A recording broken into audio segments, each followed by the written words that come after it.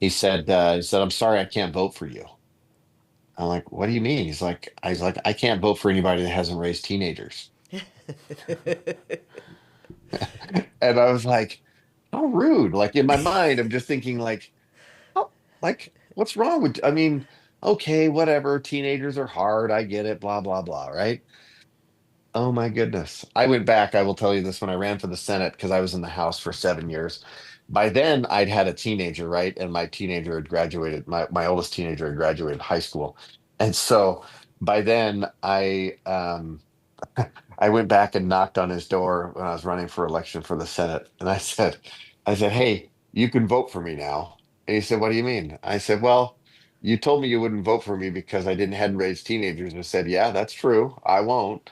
He said, but I'll tell you, I said, I had my oldest teenager and very, I joke with her about this, but I'm serious. When I say at the age of like 15 and a half, an alien ship showed up and dropped off a terrible third generation VHS copy of my daughter.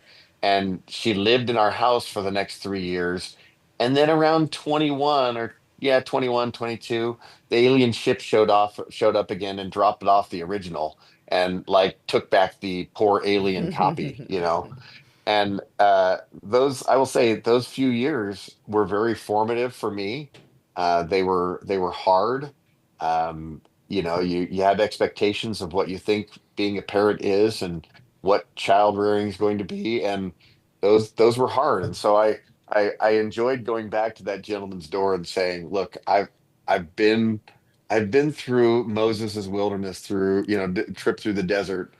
I get it, and now I know why. And I have to be honest, I'm not sure I would vote for anybody who hasn't raised teenagers either.